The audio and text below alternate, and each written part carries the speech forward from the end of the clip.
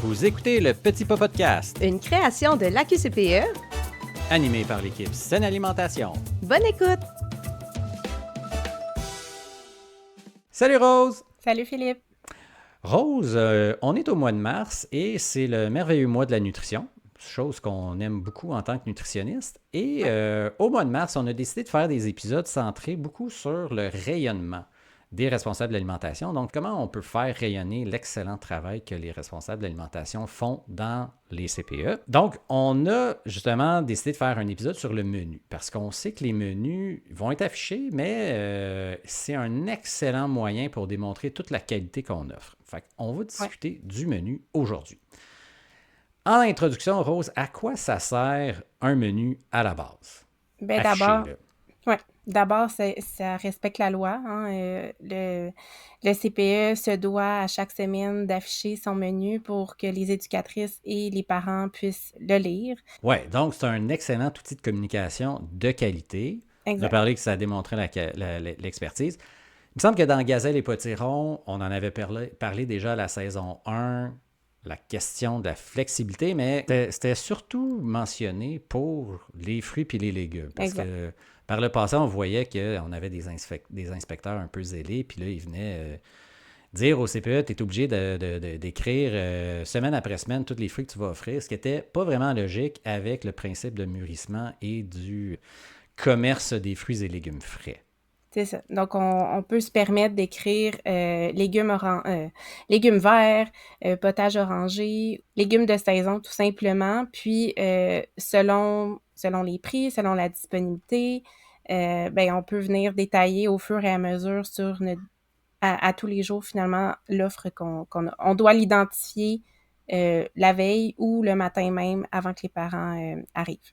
Oui, c'est ça. Ça, c'était la seule nuance là, qui était apportée. C'était, comme tu viens de le mentionner, d'être sûr que toute l'information soit présente le moment où un parent rentre dans l'installation. Puis l'avantage de ça, c'est qu'on peut vraiment suivre la disponibilité, on l'a dit, là, des fruits et de légumes de saison. Comme tantôt, je donnais l'exemple des légumes verts. Donc, on le sait, par exemple, fin du printemps, on a les asperges qui commencent. Ils vont être là durant un mois. Donc, on peut les rentrer. Oui, gros max. Oui, c'est ça. ça. Passe vite, les asperges. Oui, dommage. Fait qu'on peut de cette façon-là les rentrer dans la catégorie légumes verts, puis rendu au mois de fin juin, juillet, ben là, on peut intégrer la bêta-carre, les bok choy, donc ça nous permet d'aller chercher une plus grande variété aussi. Exactement. Donc, le légume vert, il y a le dos large, mais on vient de préciser en fonction de tout plein de critères par la suite. Ouais. Un menu quand même affiché, ça a certaines limites parce que ça ne dit pas nécessairement tout. T'sais, qu'est-ce qu'on ne voit pas sur un menu affiché? Il y a plein d'infos, là, mais il en manque des pertinentes. Oui, souvent, on n'a pas vraiment de détails par rapport à la provenance des aliments. Ça, c'est comme un léger, un aspect un peu négatif parce qu'il faut quand même être concis là, dans notre menu. Oui, on veut pas lire un menu comme un chapitre de livre. Non, c'est ça. Concis, les ingrédients, des fois, des recettes, c'est difficile à identifier. Des fois, par le titre de la recette, on peut se l'imaginer. Mais la casserole spéciale de Jojo. Oui, des fois, les noms ne sont pas toujours clairs. Mais ils sont le fun. Je pense qu'on avait déjà mentionné le fait d'avoir du plaisir qu'à ça soit ludique, comme tu dis, c'est le fun. Mais après ça, on peut peut-être donner un petit peu plus d'infos aussi aux parents. Comme dans les pâtisseries cuisinées, ben c'est rare qu'on va savoir sur le menu c'est quel type de farine qui est utilisé. Dans la salade, est-ce que c'est une vinaigrette qui est maison ou cuisinée au CPE?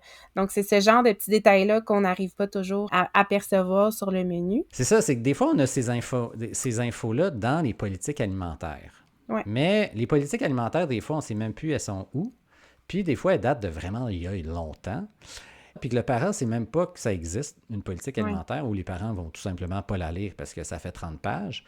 Donc, ils n'ont pas accès à ces informations-là. Tu sais, dans les bons coups, qu'est-ce que tu as vu qui était le fun là, pour amener un petit peu plus d'infos aux parents?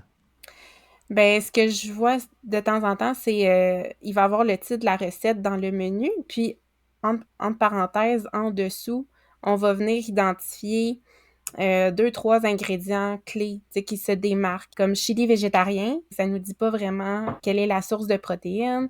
Donc, on pourrait venir mettre en dessous de chili végétarien en plus petit pour gagner de l'espace, haricots noirs, par exemple.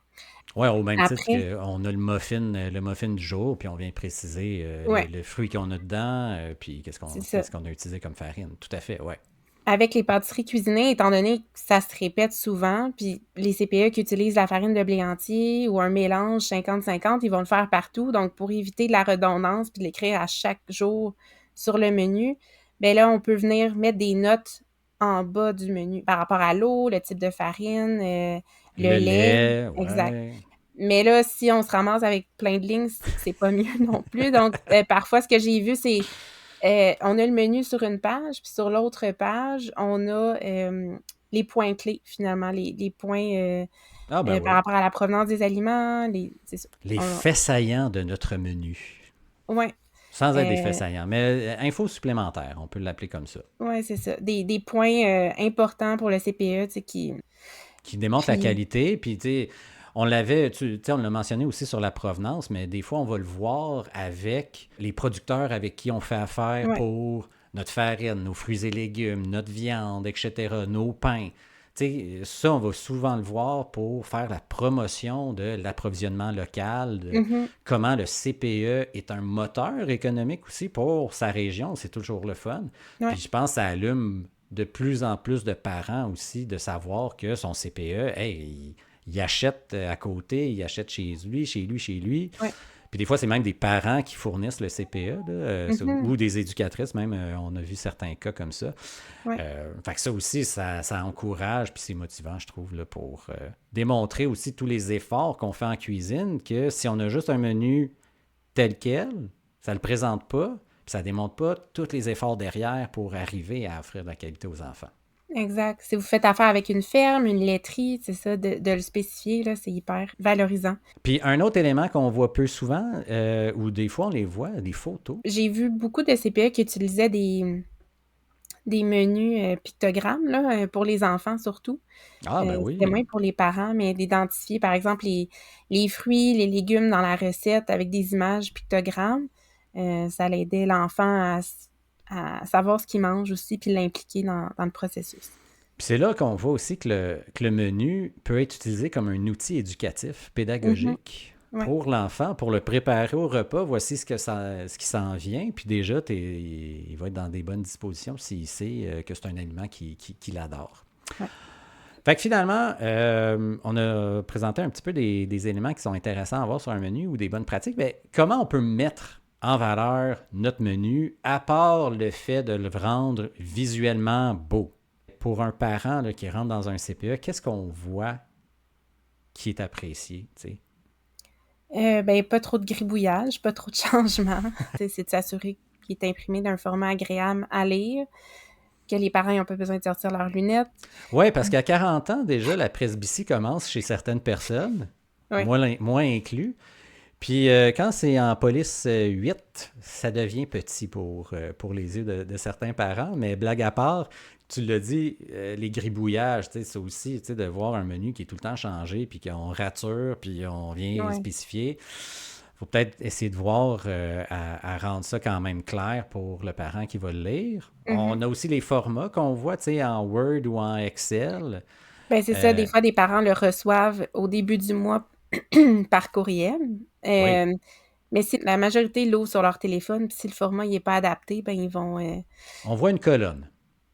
ouais, Tu sais, le ben tableau Excel ou on le sur, voit sur... pas, Ouais. ça c'est pas toujours. Fait que là, on se dit bon, on va le lire au CPE, mais des fois on est pressé avec l'enfant, puis c'est comme Ouais. pas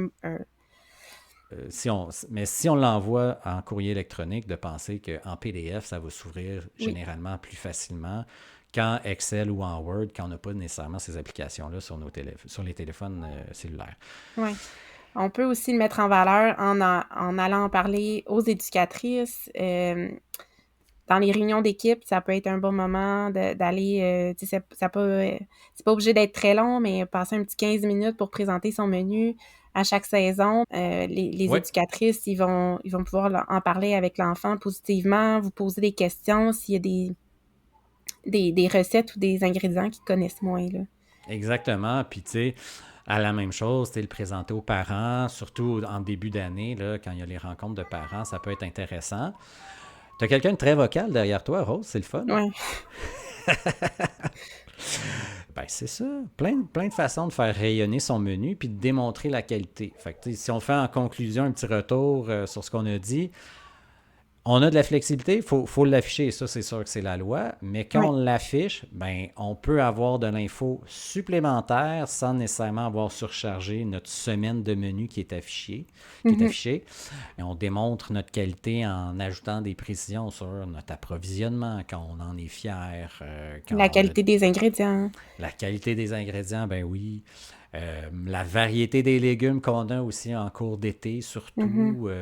Tout ça, c'est des belles façons de le faire rayonner. Puis, tu sais, de s'assurer que quand on le transmet, ben ça soit lisible. Tu sais. Ouais. Bon, je pense que c'est la fin de notre épisode, Rose. Ouais. On va aller. Bon, ben merci beaucoup, Rose. Puis on se Merci. reparle bientôt. Bye Oui. bye.